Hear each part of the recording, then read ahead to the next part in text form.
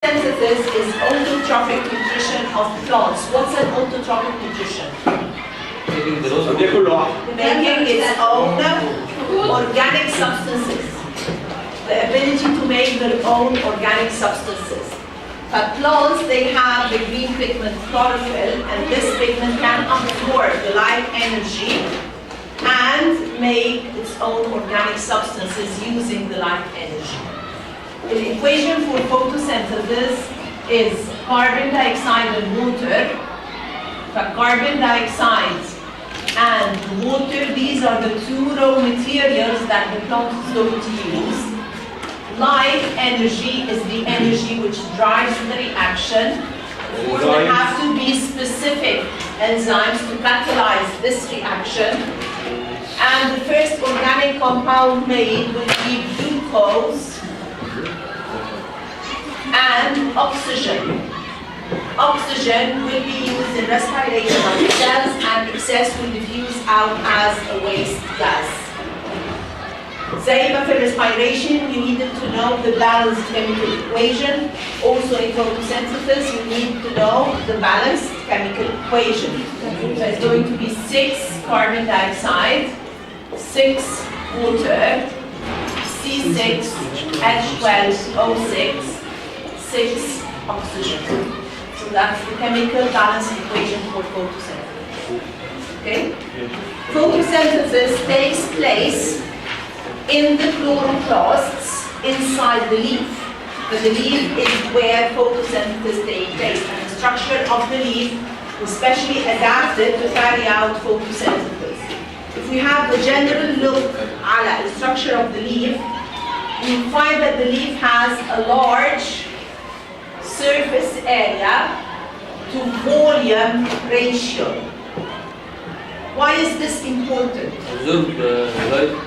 It has a larger surface area to absorb more light, and it has a short distance of diffusion of carbon dioxide and a short distance for penetration, because the leaf is flat and thin.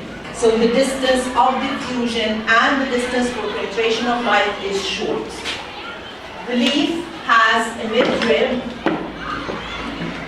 that's the main vein, or we call it the midrib. And from the midrib, it has branched lateral veins. The midrib and lateral veins, they are the vascular bundle. They contain the xylem and the phloem, the transmitted system. If we take a section through the leaf, we will find the leaf made from uppermost layer. Those are the upper epidermal cells. Epidermis, when I say epidermis, this means it's an outer layer. The outer tissues in the plant is known as epidermis. But the leaf has an upper epidermis, an upper outer layer, and the lower epidermis, a lower outer layer. This is the upper epidermis.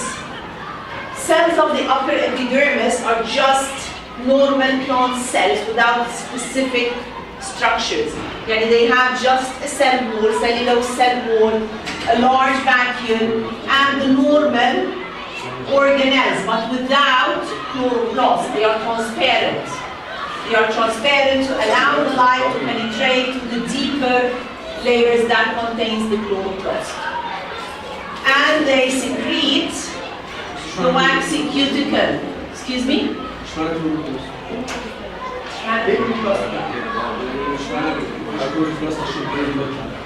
علشان انت the layer which is responsible to carry out photosynthesis is the palisade mesosphere.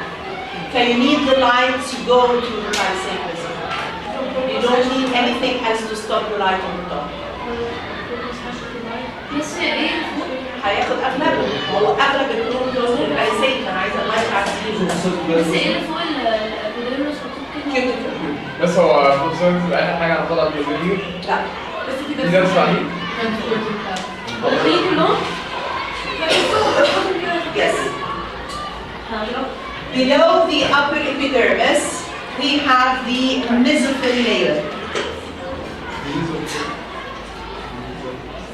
And the mesophyll layer is made of two types of cells. It's made of the palisade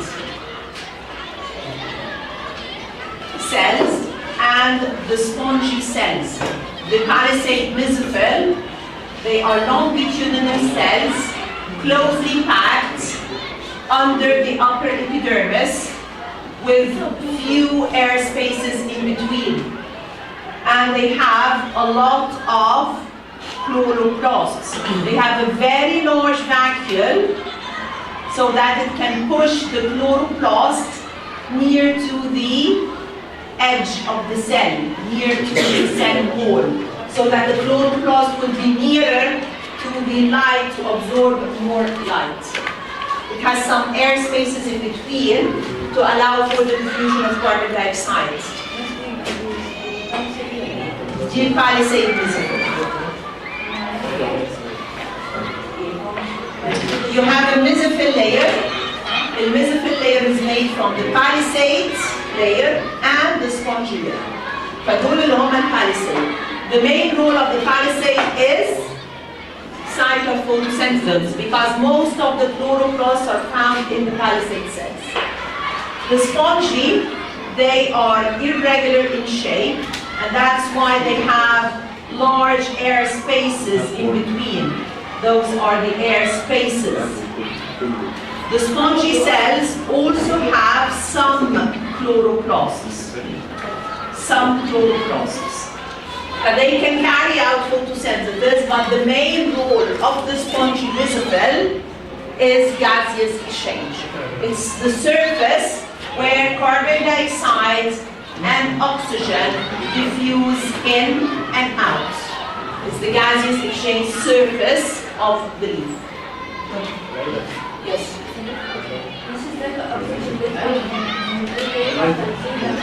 هيطلع من الpalisade through the spongy through the air spaces. هيمشي في intercellular spaces أو through the cells. It's going to diffuse down the concentration gradient.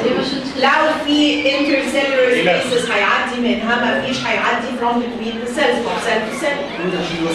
زي ما احنا الalveoli, they are our gaseous exchange surface. That's the surface where gaseous exchange occurs between the cells and the air.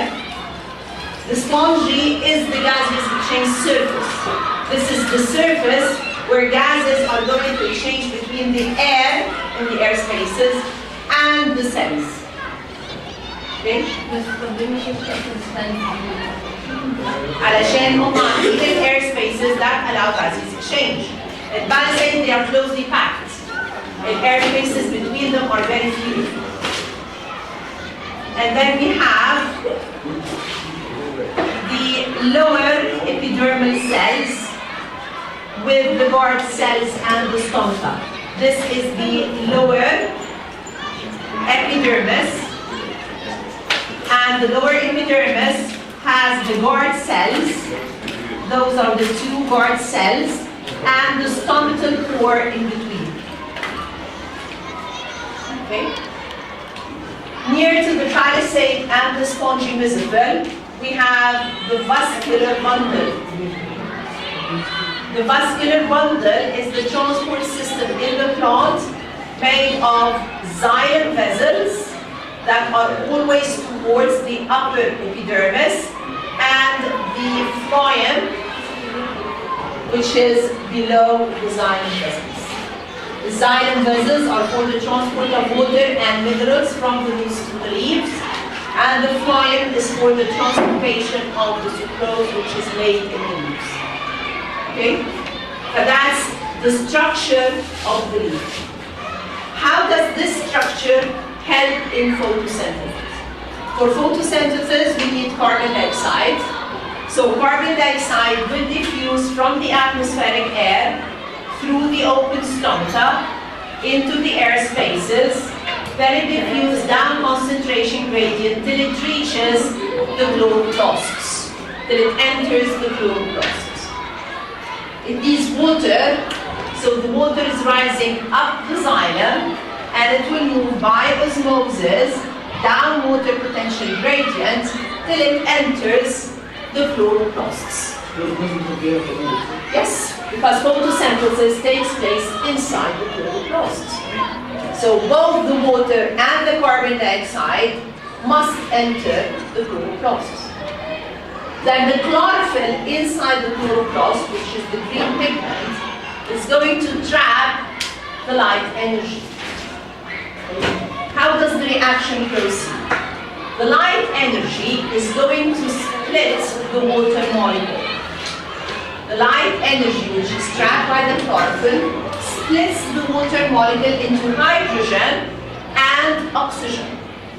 This oxygen is what's going to be used in respiration of the cells, and the excess will diffuse out of the open stomata as waste gas. The hydrogen will combine with the carbon dioxide and make the glucose. Because the carbohydrate is a reduced carbon dioxide. The carbohydrate is CHO. So the difference between the carbohydrate and the carbon dioxide is the hydrogen. So the hydrogen of the water is used to reduce the carbon dioxide into glucose, to make the glucose.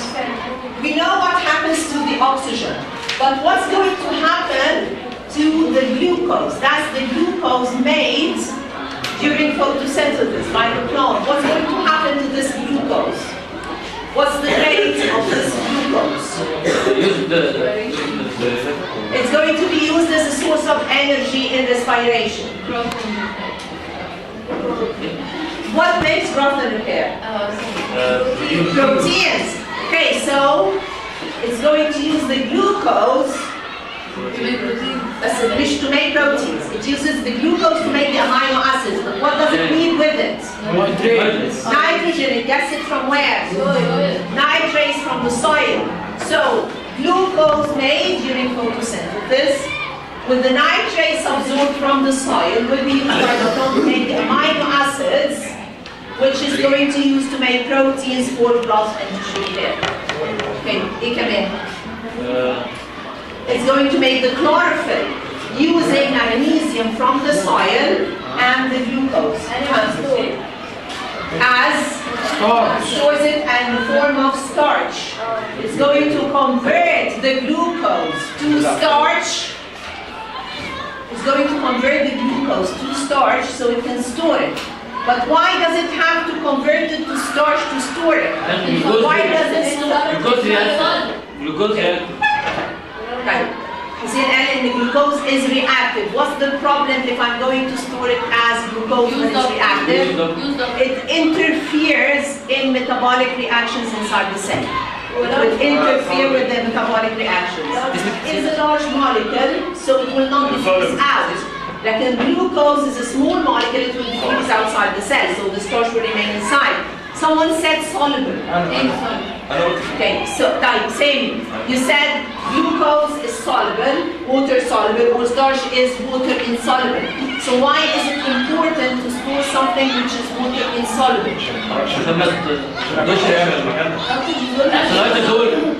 Not to change the osmotic pressure of the cell. I don't want to change the osmotic pressure of the cell. But you don't say water potential.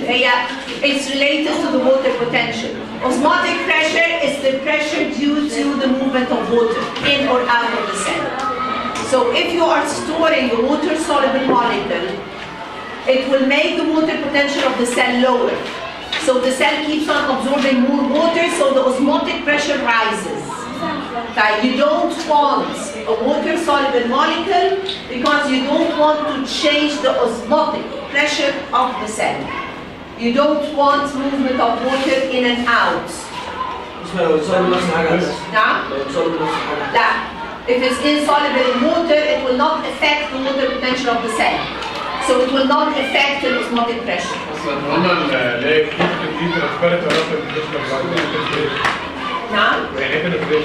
So that the light can pass through the mesophyll layer. I need the light to pass through the mesophyll layer. Again,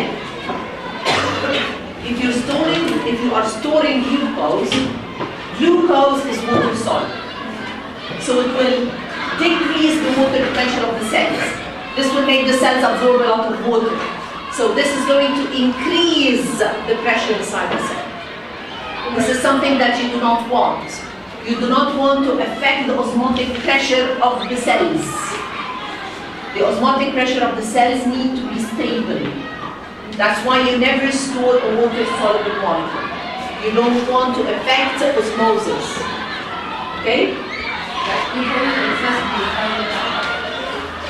مش excess بيتحول لفات لكن glucose is used to make fats. It makes the oil of the plant. What else? It's going to be used to make the cellulose cell wall. What's the cellulose? What compound is the cellulose? Lipids. Polysaccharide. The cellulose is a polysaccharide and the glucose is monosaccharide. So many glucose joined together by bonds in a condensation reaction will make the cellulose, which makes the cell wall of the plant. So these are all uses for the glucose. This exchange means diffusion of carbon dioxide in and out of the cells or of the leaves or whatever the gaseous exchange, whatever is happening. So in the plants we have two processes that take place, and both processes require gaseous exchange. These processes are photosynthesis and respiration. Both photosynthesis and respiration require gaseous exchange. Photosynthesis, what type of gaseous exchange is going to happen for photosynthesis? Carbon dioxide diffuses into the leaf and oxygen out. Now respiration, oxygen in and carbon dioxide out. When does respiration take place inside the plant? When does it take place? At 24 hours. All day long. Day and night. If respiration stops, the plant dies. Okay. When does photosynthesis take place? Only in presence of light. No, only in presence of light. It will break down the day into 3 parts. Like we're going to break down the day into 3 different parts. Midday, where we have bright light. Dawn and dusk. And midnight, where it's dark. So these are the 3 different time frames. Midday, bright light.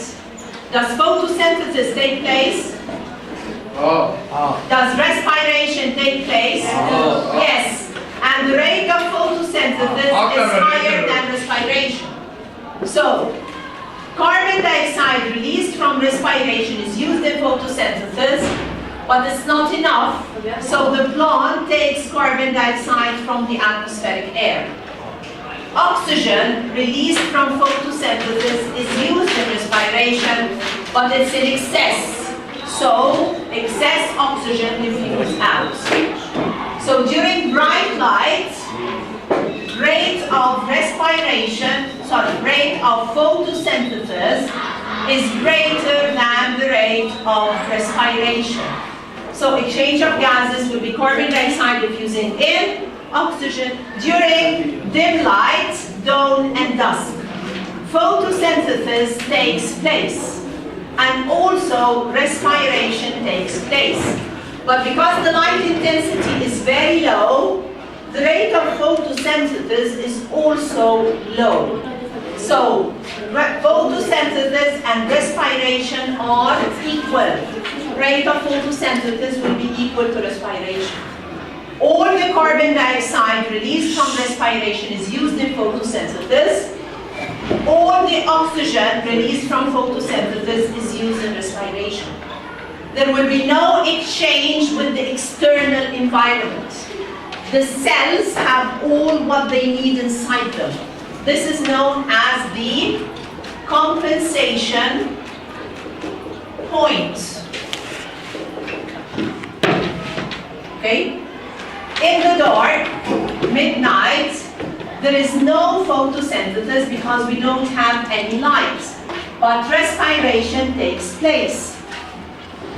So what's the exchange of gases? Oxygen. Oxygen diffuses in, carbon dioxide diffuses out. Okay? This is my question. When is the highest rate of respiration? Think before you speak. Think before you speak. Bright light. When is the rate of respiration highest? Bright lights. Why? And then the tongue. That's the highest vital activity of the plant. In bright light, the plant is making a lot of photosynthesis, it's making a lot of glucose, which needs to be used to make amino acids, which needs to be used to make chlorophyll, which needs to be converted to starch, which needs to be translocated as sucrose. All this requires energy. So in bright light, that's the most active time for the plant. Yeah, but obviously, this is going to be the highest rate of respiration for the plant. At night, the plant is doing nothing. The same as you sleeping at night. You do respire. Like, is your rate of respiration when you're sleeping at night the same as when you're active in daytime? Akid, when you're active in daytime, rate of respiration is higher. So that's the same as the plant. Okay? Right. Another question. لا ما لهاش علاقة، هي كتير علشان هي الفايتال اكتيفيتيز. الريسبيريشن أعلى بالنهار لأن الفايتال اكتيفيتيز بتاعت اللون أعلى، فإت requires more energy. More rate of respiration is equivalent to the amount of energy needed by the plant. Okay? طيب. If I have a plant grown in the dark, what's going to happen to this plant eventually? When it dies, that it doesn't wait. It dies. Why does it die? Okay. Will it die on the spot when it will take time? It's going to use the stored food, and when the stored food is finished, it's going to die because there is no life and there is no photosynthesis. But eventually, even the respiration will stop. But if I have a plant grown always in the light, what's going to happen? It's going to live, but it will not grow. Because the rate of photosynthesis is equal to the rate of respiration, which means all the glucose made in photosynthesis is used in respiration. There is no excess. There is no excess to be stored, there is no excess to be converted to amino acids, there is no excess to be used for the growth of the plant. So the plant will survive, but it will not grow. It will live. Okay?